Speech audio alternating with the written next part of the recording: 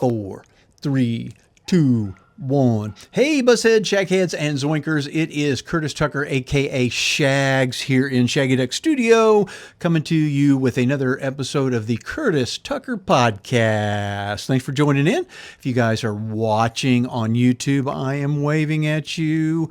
And I appreciate you watching on YouTube. Please subscribe to the channel. If you guys are only listening on your favorite podcasting app, don't forget, you can go over to youtube.com/Curtis Tucker or Curtis Tucker TV, and you'll find my YouTube channel there.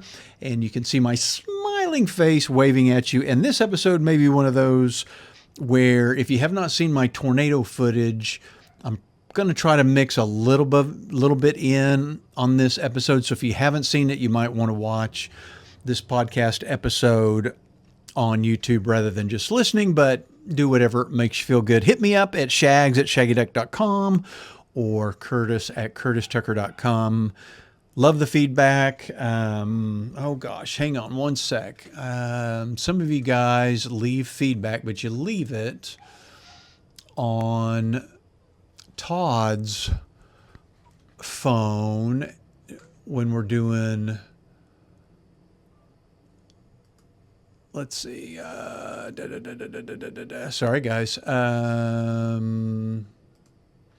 So Dave left some comments about the last episode, and so I thought I would just bring those up here. I'm trying to think, why can't I find them?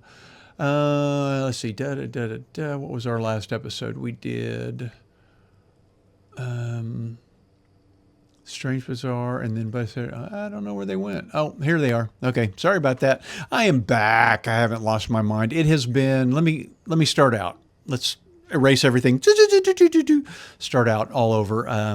I think I am 63 and a half. Is that right? January, February, March, April. I'm almost 63 and a half years old. And I think this last week may have been the wildest and craziest week, this last week, I've ever had in my whole life. I got all kinds of crazy stuff going on. So, and you guys will know about it soon as I get it all done and tell you about it. Okay, so Dave called in on the episode about surprising joys that kind of brighten your day. He wanted me to know that Dave, so I thought it was kind of cool when you go through a drive-through and they get your food correct, or when you go through a drive-through and somebody pays for your meal. Dave does not go through drive-throughs. He goes in to get the order. And Dave, that kind of defeats the purpose of a drive-through. I don't want to get out of my car. But for the people that do, and he said he gets made to order fries. Oh, the deal was, I said it's neat when you go through a drive-through and you get hot fries in the drive-through. And he said that he gets hot fries every time because he goes inside and he gets made to order fries. The question is, why are they made to order? Is it because you order them with no salt? Or, what is your tactic, Dave? Let me know. He found a $20 bill in the pages of a book one time. He thought that was pretty cool. He thinks it is kind of a surprising joy when a girl smiles at you. That is always cool. A good-looking girl, he said. And then the smell of rain. That's kind of, yeah. Especially, I don't know if did I hit it? Did I put it on there? Rainbow, finding a rainbow after a rain shower. But the combination of the rain smell and a rainbow, that is pure joy right there. So anyway, thanks for the feedback, Dave. Everybody else, hit me up. And you guys could text me if you don't want to email. And I apologize for the dog.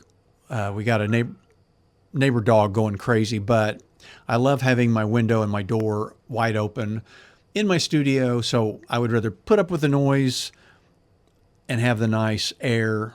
Oh, it's a beautiful day in Enid. So I guess Mother Nature's making up for the destruction and the evil weather of yesterday. But man, it is nice here today. So let's go ahead and talk about today's episode.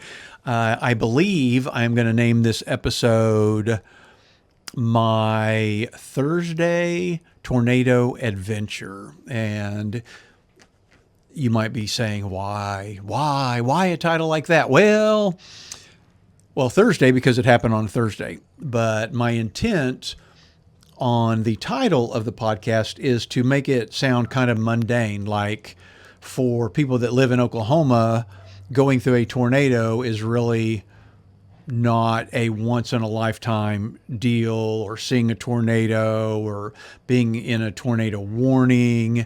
Living in Oklahoma, that's kind of part of our life. And so it's a Thursday tornado adventure as opposed to a Saturday tornado adventure. And for me, because I am a tornado storm spotter and I've gone out enough times and I've seen tornadoes, it's kind of like you don't get immune to them. I mean, I don't think I'll ever get immune to them, but you're not as I don't know how to even say it.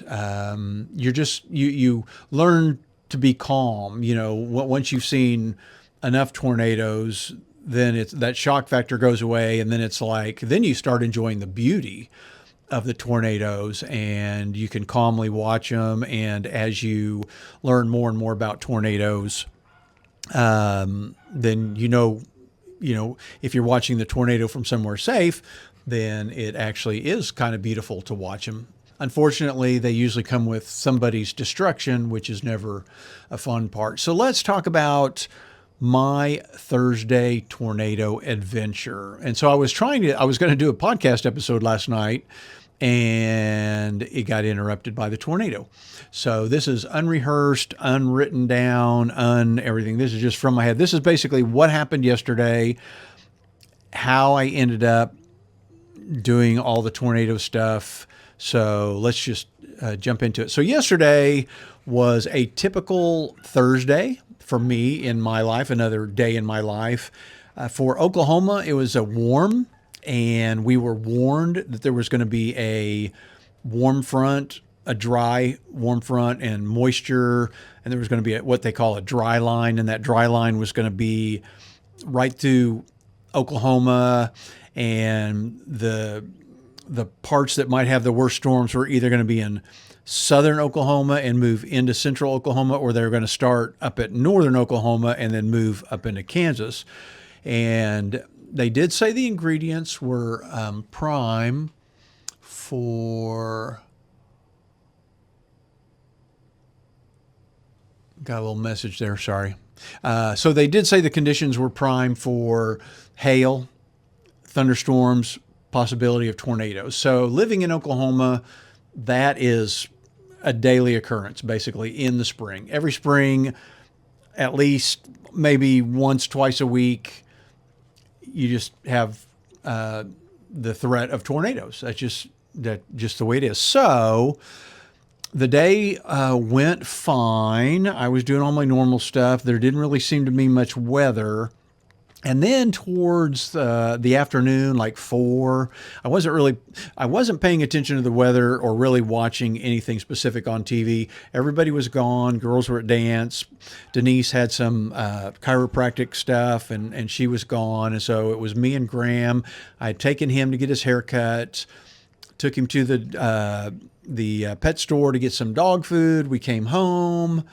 We both ate. It was that was at like 6, and probably about 6:30, we came out here, and I flipped on the TV, and what I was going to do was find something to watch, to numbly watch while I worked on my podcast for this week. And I flipped it on, and for some reason, I flipped it over. Well, I think I was going to try to see what was on ABC, CBS, and NBC, if there was something that I might want to watch at 7 o'clock. And I happened to end up on one of them. I think it was CBS. I know it was. not that that's the one I favor, it's just the one I ended up on. And so it was David Payne, and he was talking about a line of storms that had formed up in northern Oklahoma, basically just not very far north of Enid. And there was a hook and the chance of a tornado, and it was heading towards Bremen. Well, Bremen is that little town where Todd and I have been to interview Gene Simmons the first time, and then we went back the second time and interviewed Paul Stanley. It's a really small town. It's got a casino there. It's right on I-35, and that tornado was heading right for it. And for some reason, I just, this time of the year, when there's days like that, all three channels in Oklahoma City go wall-to-wall coverage of the storms. And if you're interested, you watch it. If there's something else on TV you wanted to watch, you get irritated.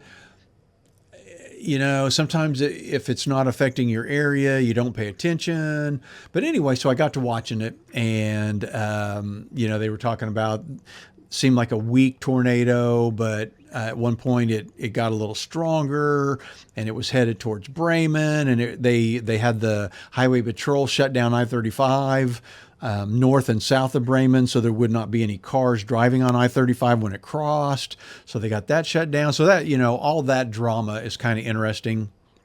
And then literally right before it got to Bremen, it lifted, dissipated, and poof, it was gone. And probably 15 minutes before it kind of disappeared, I kept thinking to myself, you know what?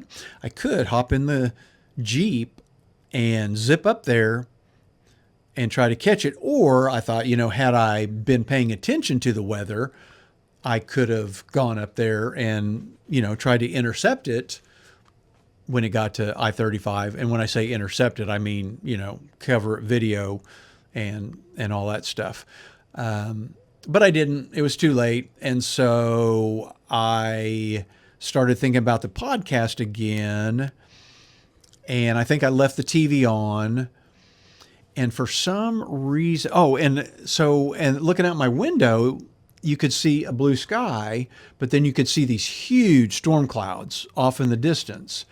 And I wanted to go outside and see if they looked really cool, because if the storm clouds are far enough away and they look really cool, you can get these really great storm cloud photographs. So I wanted to make sure it wasn't something like super, super duper cool. So I went out, and it was just kind of a mess. It wasn't really anything to find or anything that I thought would have made a really cool photograph. So I decided to come back in. Well, as I was coming back in, I noticed a cloud building up to the south of Enid, which I hadn't really known anything about. So when I came back into the studio, I opened up my phone and I got on the WeatherBug app, and sure enough, there was just, if you can see my finger, it's just this little bitty pinch. There was just this little bitty blip that had just popped up on radar south of Enid. And I thought, oh, interesting, because I knew the conditions were good. I knew that we just had that storm in Bremen. And so my brain said, hey, this storm could turn into a cool looking storm.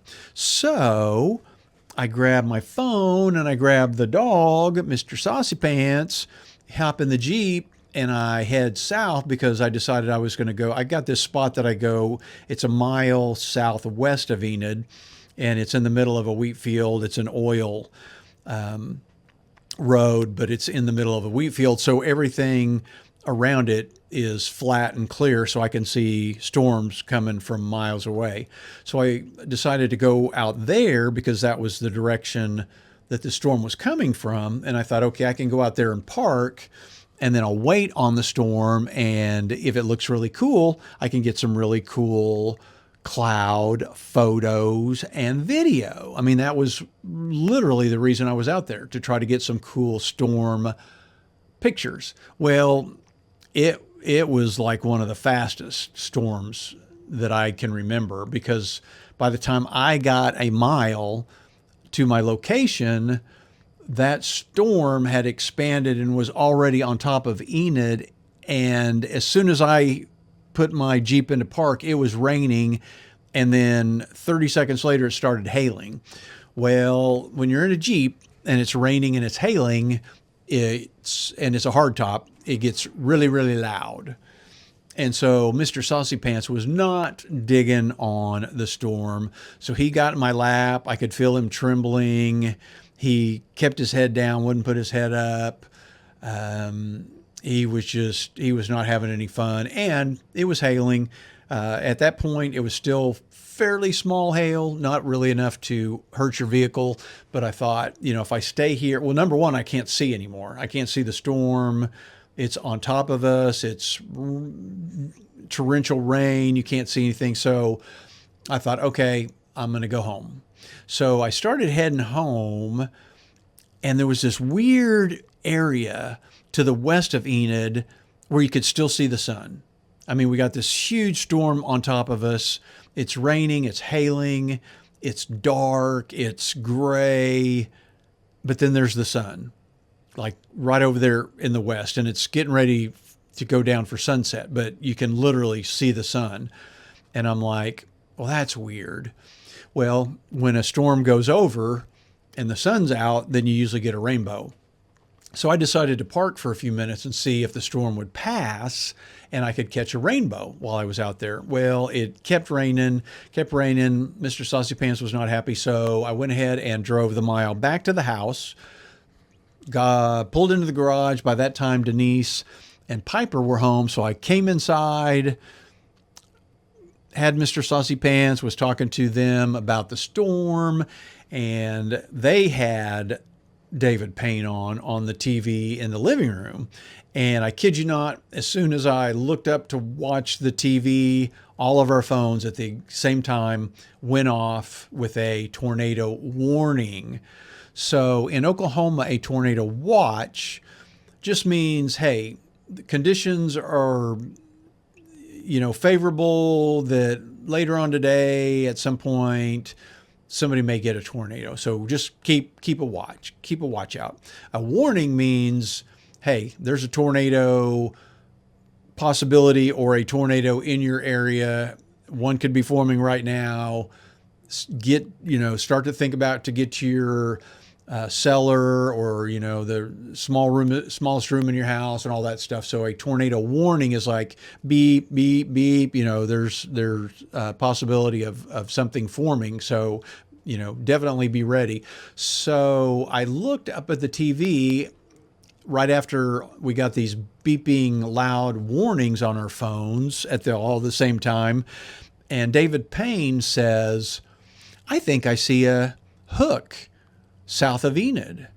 And I looked at Denise and I said, "What?" I said, "I'm going to be so mad if there is a tornado and I'm at home." So I said, I am leaving. So I blazed out of the house. Now, again, this was all quick and surprise and wasn't even thinking. So I just zipped out of the house with the intent of going to see what was coming. So I didn't take any of my other cameras, any of my tripods, anything to set up, anything. I basically just ran out of the house with my phone. So nothing else to film with, no idea of what I was going to do. I just remember in my mind the radar where David Payne said the hook was and where I had been 10 minutes before. So I hop in the Jeep and the rain has stopped. And so I'm cruising down the street that I go down called Cleveland, and it starts hailing a little bit, but it's just sporadic hail here and there. There's no rain, but the hail is getting bigger, and it's kind of, going clunk, clunk. So it's kind of like the rain storm has passed, and this hail is just like the backside of that rainstorm, and it's kind of ending. It's letting you know that, hey, okay, the hail is stopping, the storm is over, we're getting out here. So as I get past that, it kind of it's still a huge dark gray storm in front of me, but it's clear. There's no more rain. There's no low clouds. It's just wide open, nice looking sky, except it's gray, like there's a storm there.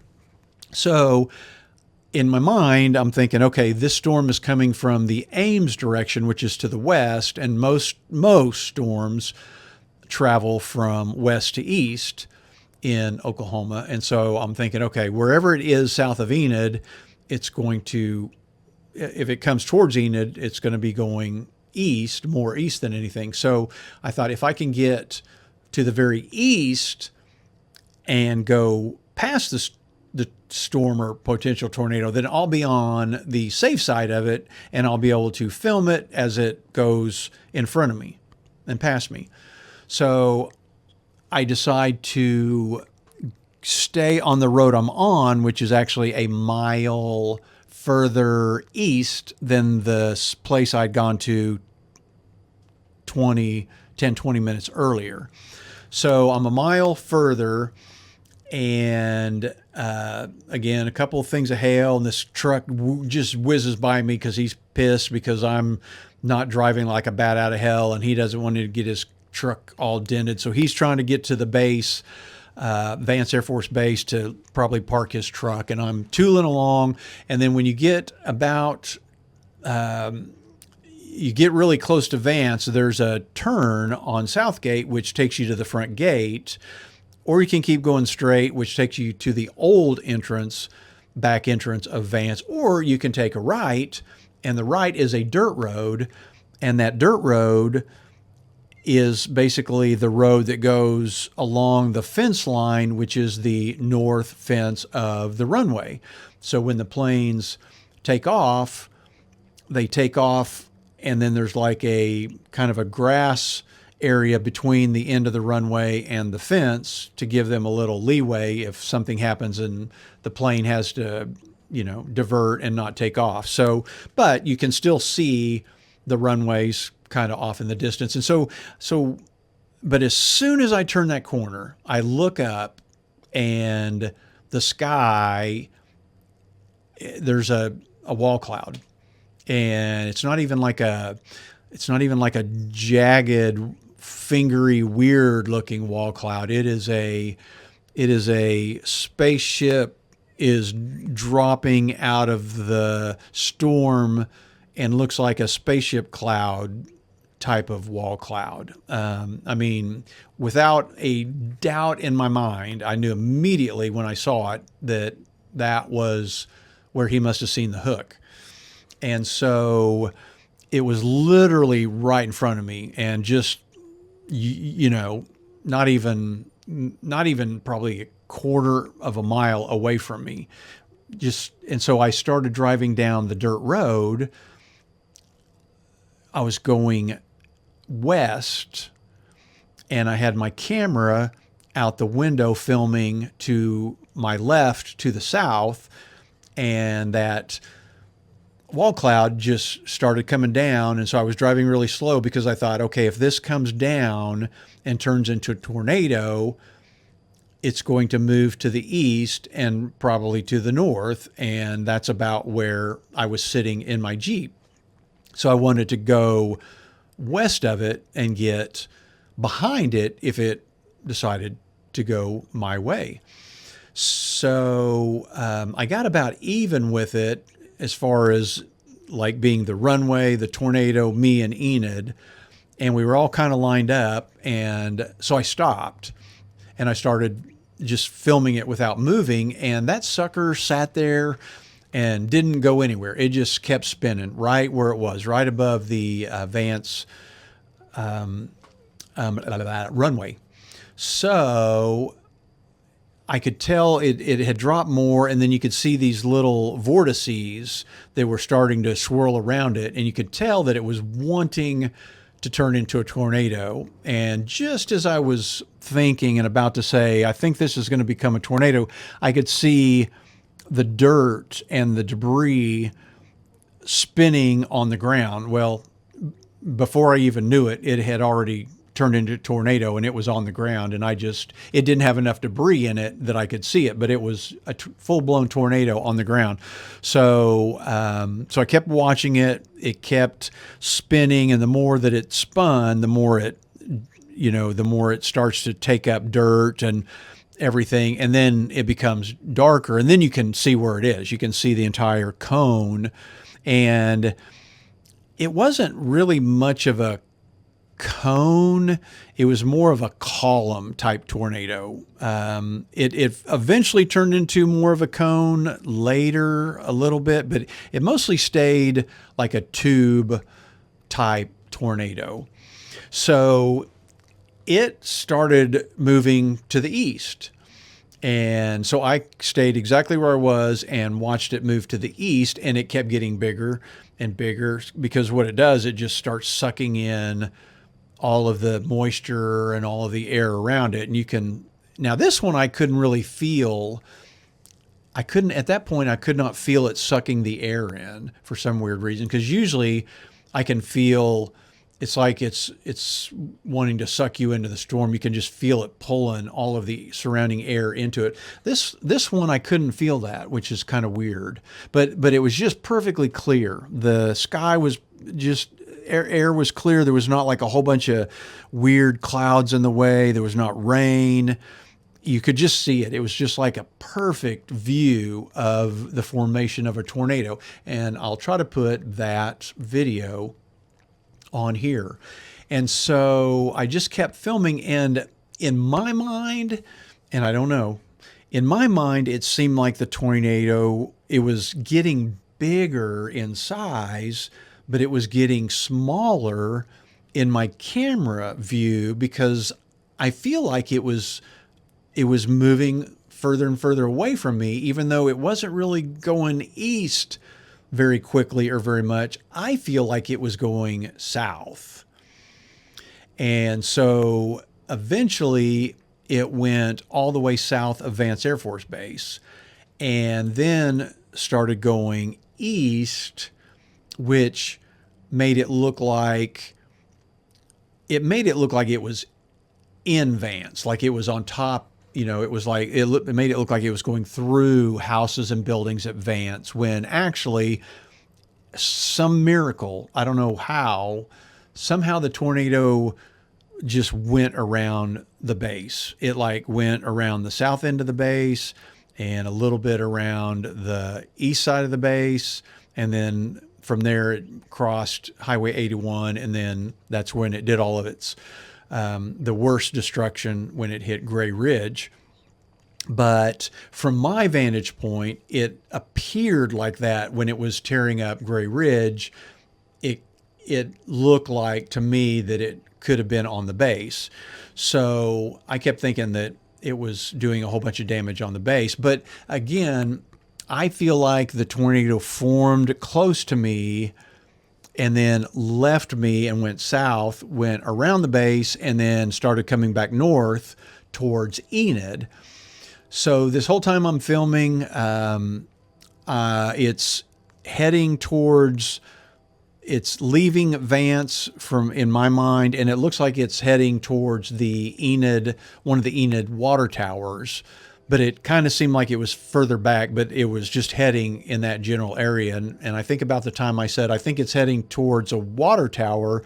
This huge lightning strike hit all over the area and disconnected my phone from the internet. And so, and during that whole time, more and more cars were starting to show up, and a lot of emergency vehicles were already starting to head towards the Vance and what I didn't know at the time, the Gray Ridge area. And so I had, at one point in the middle of filming, I had to hop in my Jeep and move my Jeep a little more out of the way because I had just stopped right in the middle of the road. Well, it was a dirt road and there was nobody there. I was like the only person there. I think one truck had driven by.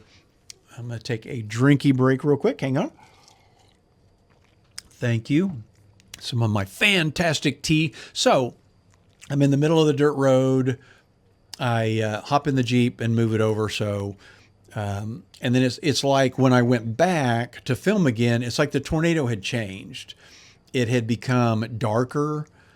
It had become more cone shaped. And I think that's because it hit Gray Ridge and it was sucking in houses and roofs and trees and all that. So it just changed the entire identity of the tornado. And so I've got that video as well. And then while I was filming from there on the dirt road, a guy that I knew showed up behind me with his kids, well, his family, and he kind of walked over and we kind of looked at it. We were both filming and I was live, so I didn't want to really have a long conversation, while I was filming the tornado. So we just kind of fist bumped and said, hey. And then I had restarted my camera for the second live, and I was live feeding it to Enid Buzz. So real quick, let me back up a second.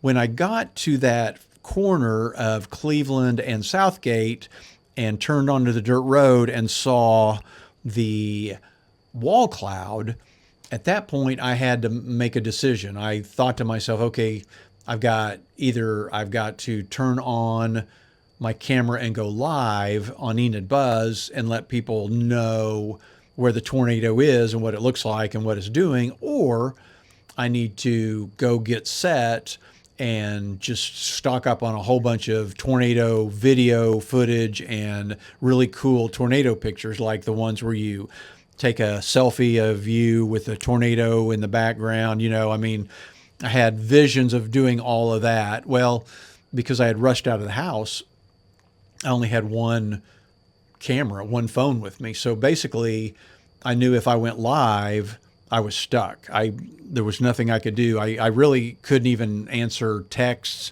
or phone calls or messages. If I was going to go live, I was going to have to stay live. And so basically, I chose live over all of the cool video and stuff that I could have gotten.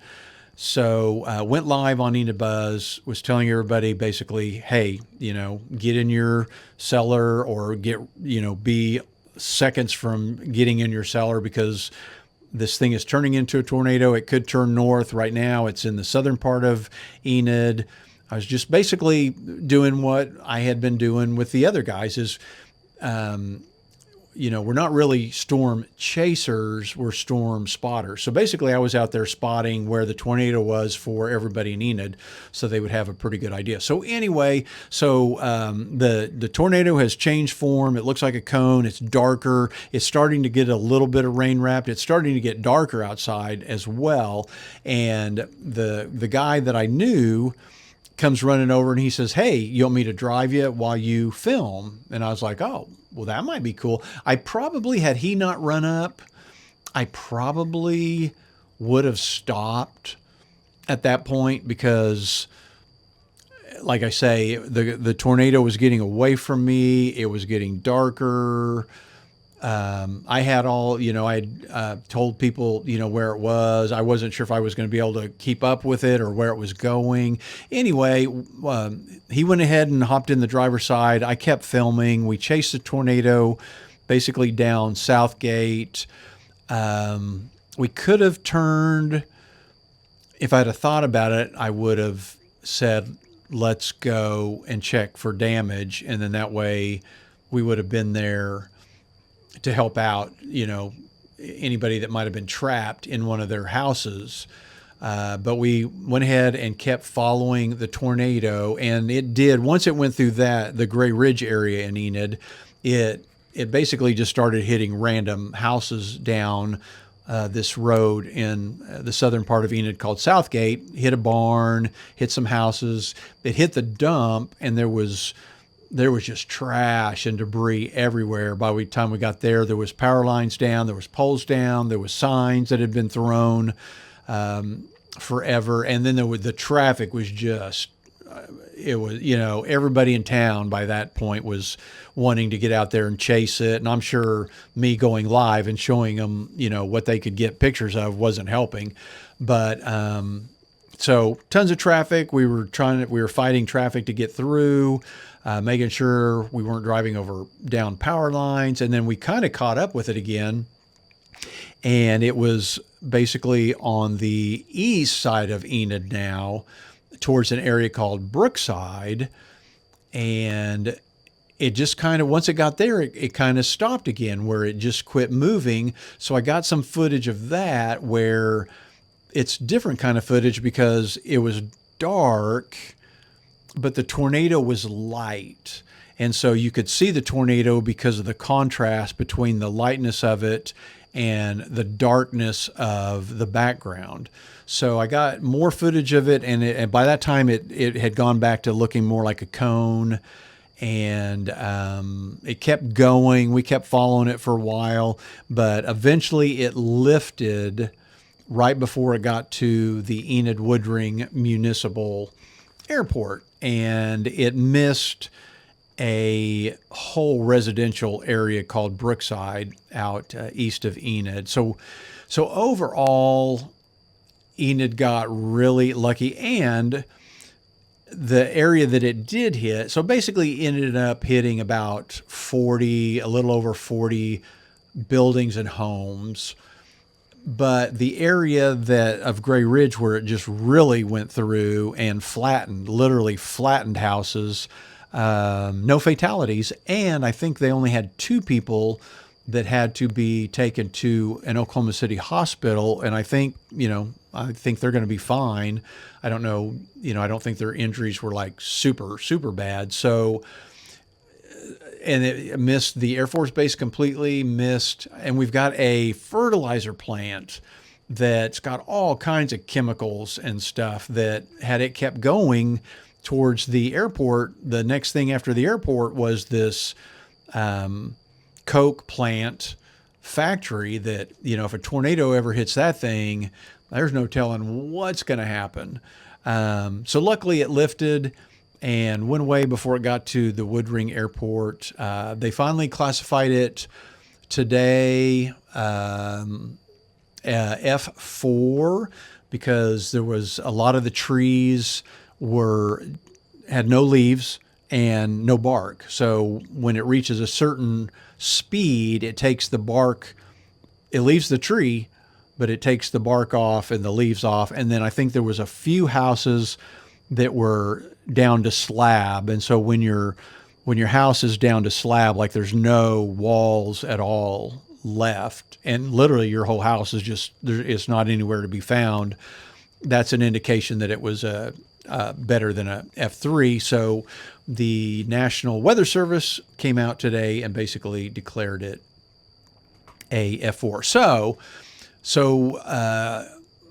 we filmed that for a while. My battery was running out. It lifted. I was kind of monitoring by that time because I wasn't filming the tornado anymore. I was able to watch some of the weather guys, and they were basically saying that it was over. So we headed back. I stopped here in the studio to charge up my phone and to check out other things that were going on. And by then there was people that were asking about volunteering and where to take donations and this and that. And there was press releases, and I was trying to keep up with all the press releases and all of the information and posting it on Enid Buzz. And I kept seeing conflicting reports of take stuff out to this place, the expo, and don't take out. And then I saw a few people that I knew really well saying, yes, they do need this stuff out at the expo and they need nurses. And I'm thinking, wow, it must be really, really crazy, really bad. So at 12:30 last night, I thought, well, heck, I got to help out, but I've also got to figure out what needs to be done. So I drove out to the expo center at 12:30 and found the lady that was in charge of the Red Cross out there and just said, please tell everybody what they should do. And she basically said, we don't need nurses. We don't really need volunteers right now. There was only one family out there, and they had plenty of water, plenty of clothes, plenty of food. She said, don't bring stuff here right now because we don't know what to do with it. We'll have, we just don't have the equipment to haul it all somewhere. And so I got that quashed for a little bit, came back home, went to bed, got up, decided to go out on the trail. Half the time I was on the trail, I was having to update because there was more press releases, damage reports, this and that. And then I went back out to the Red Cross at the expo and did some more interviews to figure out what they needed, when they needed, what they did not need, where they needed it. And then in the middle of doing that, the mayor showed up. So I got to interview the mayor and I said, tell them exactly what they should do, what they shouldn't do. And then it conflicted a little bit with what I had just been told. So there was still a little bit of confusion. I was trying to get it all straight. So I did all that. And and then in the middle of all that, I'm getting text messages from friends and family. Are you all right? And then I'm getting requests from CNN and News Nation and every chasing crew. Can we use your video footage? And I'm like, yeah. And they're like, well, can you send it to us? And I'm like, as soon as I get back to my studio. And so just the whole crazy media thing. And so it was 24 hours of go, go, go. But we are very, very fortunate to have an F4. So for me personally, I believe that was my first. So that was my clearest, slowest, biggest tornado that I've actually just sat there and gotten to see. Now, I've seen tornadoes form before in person. I mean, I've seen a wall cloud and I've seen them drop, but I've never seen one this clear, like drop all the way down, become a tube and just kind of slowly cruise, And I don't believe I've ever been that I've ever spotted an F4. So, and it's completely different. So when you're out storm spotting with a TV station, hang on, another message. I'll read the rest of that in a minute. Sorry about that. So it's still going on. I'm still getting messages from people and questions and things. But where was I? Biggest tornado, blah, blah, blah.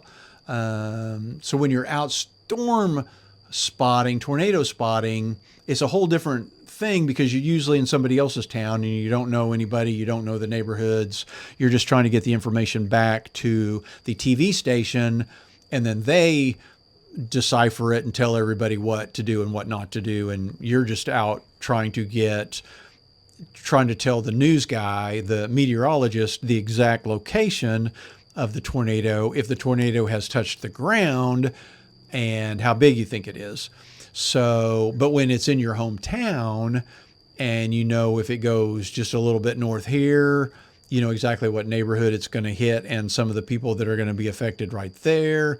And so it is a little eerie, watching it move possibly towards your town. Luckily, it did not move north into Enid. And then Staten, my best friend down in Dallas, he and his wife were watching the live feed, and she was screaming, "Go home to your family. What are you doing? Go home to your family." Well, the thing is, being out there, the cool thing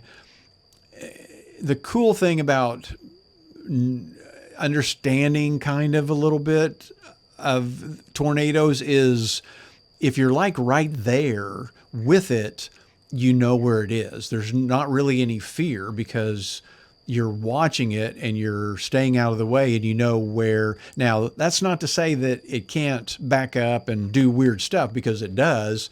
And that's not to say that it could become rain wrapped and you couldn't see it. But this particular tornado was going, away from me. It was clear. I could see where it was the whole time. And so I felt safer being where I was than running into town and not knowing where the tornado might be at any point. And now, had it started heading into town, I probably would have headed for home and, probably quit live streaming and called Denise and said, get down to the cellar, which they already had the cellar door open and they were getting ready to do all that. Anyway, so that was my Thursday tornado adventure. Pretty cool. I mean, like I say, the best, even though I didn't get to use my better camera equipment, I didn't get to do the tornado selfie, I didn't get really cool video, high quality video, because usually the Facebook Live video is not even close to as good as a video had I just done it directly from my phone. But I have downloaded the Facebook Lives. I've got to edit them a little bit, and I will get a one video with everything in it, and then all of the stuff like me having to get out of the road, I will edit all of that out. So it'll be a really cool video. I think this 2 mile, I can't remember how many miles this tornado went, but I think from start to finish was about 40 minutes. So it was, and it didn't go that far.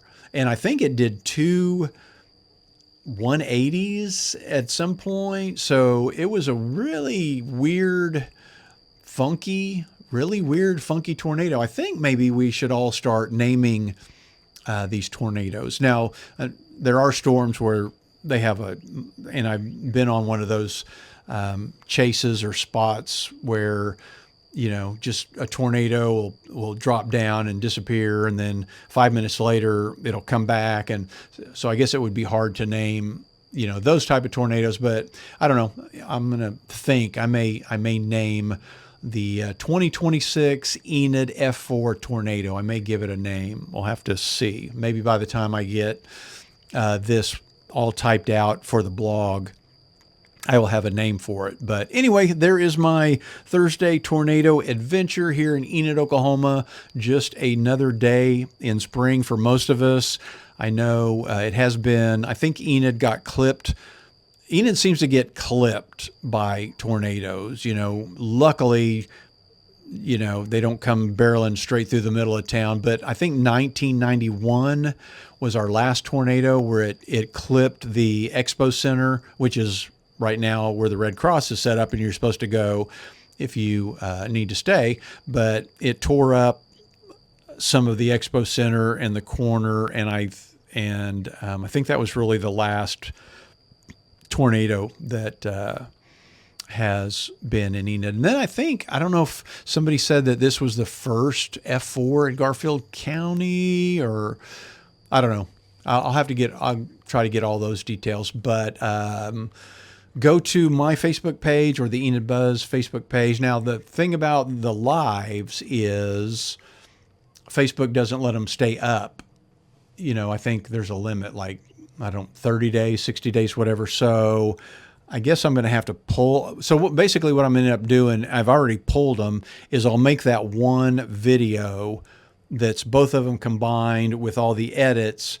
Then I'll re-upload that, and it'll be on Enid Buzz permanently, whereas these 2 Facebook Lives are eventually going to disappear. So if you want to see the entire footage, I will embed that on the Curtis Tucker blog page that goes with this episode. I'll try to have some footage here on the YouTube version of this episode, and then I will have that video, the edited video, posted back on Enid Buzz again, in case anybody wants to get on there and watch. So let me know all the exciting things that happen in your part of the country. Have you ever been tornado, storm chasing, spotting, any of that stuff? What do you think about tornadoes? Have you wanted to see a tornado? Have you wanted to go tornado chasing? If you did see the movie Twister and Twisters, sometimes that's not anything in those movies is not an exaggeration. Pretty much a lot of that stuff really does happen, except for shooting the rockets. Although now they're putting drones. There's one crew out there that puts drones in the middle of the tornadoes now. And I think Reed Timmer shoots off fireworks or these things into the tornado. So, it's not that far off from reality. Tomorrow, real quick, tomorrow in Enid, which is a Saturday, today's a Friday, another round of storms. They're talking hail, high winds, rain, possible tornadoes again tomorrow. So I will be out there watching everything for the people of Enid. Hope you guys enjoyed this episode. Hit me up at shaggs@shaggyduck.com or curtis@curtistucker.com. Oh, yeah. Let me know if you saw my tornado video on CNN. And I'm going to be doing a interview with News Nation at 8 a.m. on Saturday morning. And then I don't know if they'll replay it or not, but everybody let me know if you caught me on News Nation on Saturday. So I'm going to get out of here and see ya.